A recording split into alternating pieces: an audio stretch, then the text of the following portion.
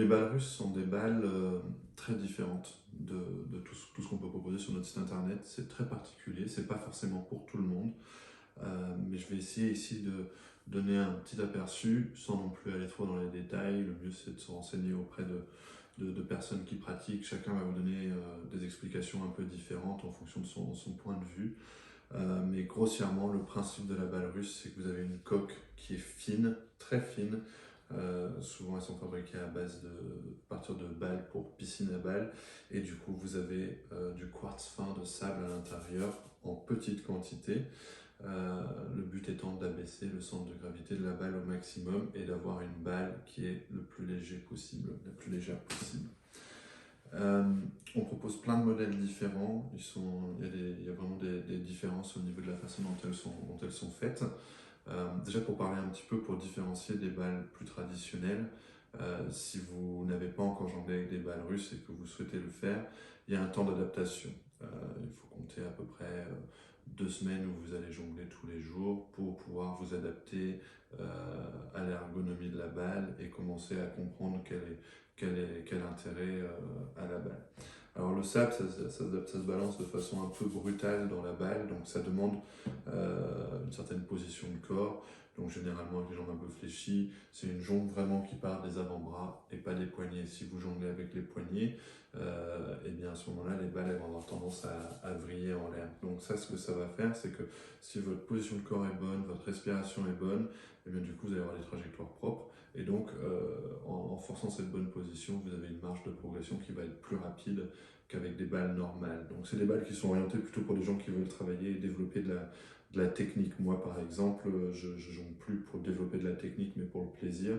Et du coup, je ne prends absolument aucun plaisir à jongler avec des balles russes, mais quelqu'un qui va travailler de la technique, et on le voit sur les vidéos avec les gens qui sont de bons techniciens en jongle. Souvent, ils jonglent avec des balles russes de plus en plus, c'est de plus en plus le cas. Alors, l'intérêt de baisser au maximum le poids de la balle, c'est de pouvoir se focaliser sur la qualité des trajectoires et des lancers. Et du coup, on n'a plus trop besoin de galérer et de forcer à cause du poids de la balle. Mais tout ça, ça demande ça apporte un travail, on va dire, de précision sur le lancer. Généralement, c'est des jongleurs qui ont déjà un certain niveau en jonglerie qui vont être intéressés par ce type de balle. Et le plus gros avantage, ce que tout le monde est d'accord à dire, c'est que ça permet d'augmenter ses temps d'entraînement. C'est-à-dire qu'avec des balles plus lourdes, où on peut faire des entraînements par exemple sur 6 et 7 balles qui vont être 15-20 minutes pour des gens qui sont un peu costauds, et bien du coup sur ce type de balles-là, on peut multiplier par 2, par 3, voire par 4 le temps d'entraînement, ce qui permet aussi d'augmenter considérablement et plus rapidement son niveau en jonglerie. Voilà. Donc après, il y a différents diamètres. 60 mm, 70 mm, par exemple ici, on va avoir du 75 mm, et puis après parfois jusqu'à du 80 mm chez les plug and play. Au niveau de la taille, une des tailles les plus communément utilisées, elle ne veut pas tenir, ça va être le 70 mm. La principale raison, c'est qu'on peut assez facilement tenir 5 balles ensemble dans une main pour quelqu'un qui a des grandes mains, pour faire un départ de 9 balles, ou même sur des figures à 5 ou à 7 balles où on veut tenir 5 balles dans une main. Dès qu'on est sur du 75 mm, ça devient plus difficile. Voilà. Et après, les balles plus petites, en 60, peuvent avoir un intérêt. Par exemple, si vous travaillez le 9 balles, ou alors pour quelqu'un qui a des petites mains et qui travaille le 6 ou le 7 balles. Et enfin, ça peut aussi servir, pourquoi pas, pour des enfants qui veulent bosser de la technique à 5 balles. Voilà. Et puis après, sur les balles plus grosses, c'est purement une histoire de visuel, mais du coup, ça va être vraiment plus difficile sur un 7 balles, par exemple, comme j'expliquais, pour la bonne raison que pour en mettre 5 dans une même main, ça devient plus difficile. Voilà. Donc après, sur les différents modèles qu'on a, on a des balles russes plutôt premier prix qui sont très bien pour quelqu'un qui débute. Et d'ailleurs, quelqu'un qui veut faire une transition et aller vers des balles russes, ça peut être intéressant de commencer avec une balle russe qui est relativement lourde au début, le temps de faire la transition, parce que vraiment il y a un temps d'adaptation entre passer de balles qui font 120 grammes à des balles qui font moins de 100 grammes. Ça prend un petit peu de temps. Et du coup, on peut commencer avec des balles russes qui sont lourdes, s'y habituer, et après on peut baisser un petit peu de 10 grammes jusqu'à descendre. Par exemple, sur une balle qui fait 70 mm, la limite les gens sont plus ou moins d'accord pour dire que la limite c'est 50 grammes, c'est vraiment 50 grammes, c'est quasi trop léger même. Voilà, donc quelque chose à 60 grammes pour quelqu'un qui a déjà l'habitude de jongler avec des balles russes, ça me semble intéressant. Après voilà, voir certains jongleurs me contrediront sûrement. Je prendrais pas mal vu que je manque un peu d'expertise sur les balles russes. Donc après voilà, donc nous on a donné le premier prix ici en 60 et 70, ça s'appelle juste balle russe sur notre site. Donc la 60 mm fait 60 grammes, la 70 mm fait 90 grammes, ça va être le cas pour la version balle russe pro ici aussi. La différence principale c'est que sur la balle russe premier prix, la fermeture est faite un petit peu à l'arrache avec un gros point de colle, voilà. Et sur la balle pro, là, franchement je pense que c'est la fermeture la plus propre qu'on ait. J'ai du mal même à trouver le point de fermeture, il est vraiment délicat. J'ai l'impression que c'est même pas de la colle, comme s'ils avaient refondu du plastique pour la fermer. Je sais pas comment ils font, mais c'est sérieusement propre. Voilà.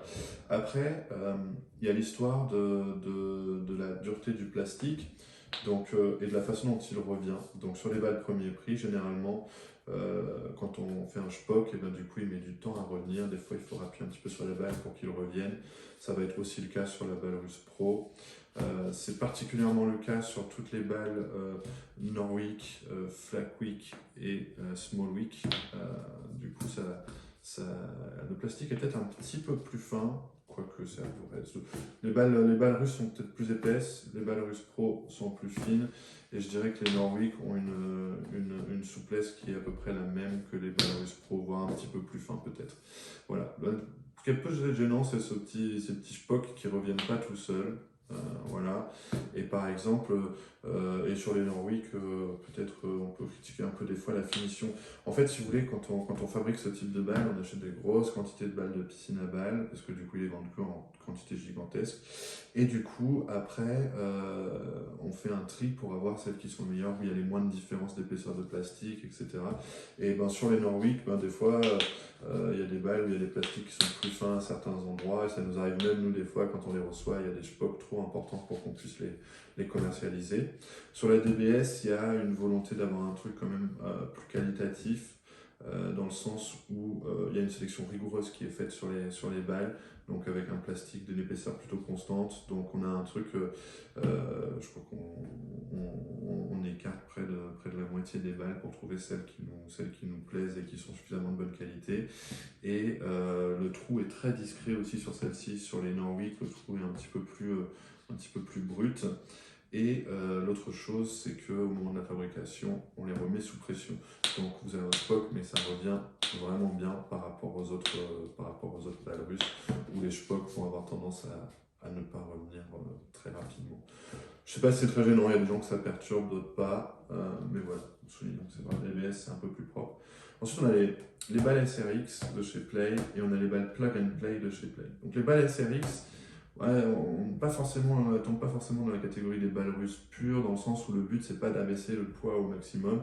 Donc on a une coque qui est souple, qui est la même que celle utilisée sur la balle Silix Lite. Donc c'est vraiment tout mou, ce qui fait que du coup il y a un côté tactile qui est très agréable. Et en termes de poids, par contre, on est plus haut. Par exemple sur la DBS pour 70 mm, pardon, on est à 65 grammes sur la balle. Et sur la SRX pour du 67 mm, on est à 100 grammes. Sur la 75 à 110 et sur la 78 à 120 grammes. Donc c'est des poids assez importants. Donc on n'a pas cette idée de vouloir baisser le poids un maximum pour être dans la catégorie des balles russes. Mais c'est pareil avec du quartz fin de sable à l'intérieur. Petit intérêt peut-être sur ces balles, c'est qu'on peut enlever le bouchon. Hop. Donc et on imagine de les remplir ou de les vider un petit peu. Ça c'est assez bien fait. D'ailleurs, à l'usure, si jamais vos bouchons ou les balles font des spocs, ça peut venir du fait que le bouchon se salit avec le temps par l'intérieur, avec le quartz fin de sable. Et donc vous pouvez juste enlever le bouchon en mettant une pression, hop, comme ceci. Alors doucement, parce que sinon le sable il sort comme ça. Là, vous pouvez passer un petit coton-tige à l'intérieur, essuyer le bouchon et le remettre. Et hop, vous êtes reparti pour plusieurs mois sans avoir de problème de spock qui se font sur la balle. Voilà ce qu'on peut dire sur les balles SRX. Donc à la limite, ça peut être intéressant pour quelqu'un qui n'a jamais joué avec des balles russes et qui veut voir un petit peu l'effet. Parce que du coup, on a quand même ce poids qui arrive au milieu et qui fait un peu comme si on avait un aimant dans la balle presque. À la limite, ça va presque être plus important l'effet que sur une balle russe plus classique.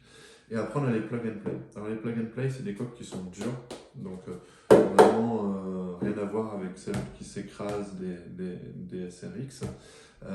Et on a un bouchon qui est relativement important, un gros bouchon, et qui permet de faire un peu ce qu'on veut. Donc c'est intéressant parce qu'on peut mettre soit du quartz fin de sable, soit du millet, soit on peut mettre un peu ce qu'on veut. Et là on est sur des poids qui sont un peu plus bas que sur la SRX. Par exemple sur du 65 mm on est à 76 grammes, sur du 75 mm on est à du 100 grammes. J'ai ma petite fiche ici avec toutes les infos parce que pour revenir tout ça par cœur ça commence à devenir compliqué vu le nombre de balles. Et sur le 80 mm, donc du coup on est aussi à 100 grammes comme sur la 75. Voilà. Donc ça c'est des balles qui... moi, je les appelle pas trop des balles russes, mais bon, c'en est, hein. Mais du fait que la coque soit si dure et si lourde, on ressent peut-être un peu moins l'effet du sable à l'intérieur qu'on va ressentir ici, parce que là, ici, la coque, elle pèse vraiment rien en comparaison. On a de plus en plus de compagnies qui nous en prennent. Il y a aussi à l'intérieur, au niveau du bruit, on peut mettre des choses qui font du bruit dedans, et du coup, ça peut faire... J'en ai quelque chose ici. Vous voyez, on entend un petit peu... Ça, c'est du sable, mais si on avait du millet, ça ferait peut-être un peu plus de bruit. Il y a un côté dur qui commence à revenir un petit peu. Quand je commençais à jongler quand j'avais 6-7 ans, la tendance, les gens avaient beaucoup des balles dures. Et aujourd'hui, on a beaucoup des balles molles. Et aujourd'hui, ça revient un petit peu. Il y a de plus en plus de gens qui reveulent des coques dures sur leurs balles, notamment des jongleurs qui travaillent pas mal de la technique. Donc ça peut avoir un intérêt pour ça. Voilà, je crois que ça fait à peu près le tour. On a d'autres modèles de balles russes sur notre site, mais voilà les principales. Si vous avez des questions, n'hésitez pas, il y a notre numéro de téléphone en haut du site, on est très facilement facile à joindre là-dessus, notre email aussi, et puis vous pouvez laisser des commentaires sur chaque page produit, j'essaie d'y répondre dans les meilleurs délais. Voilà, passez une belle journée, et puis bonne jongle.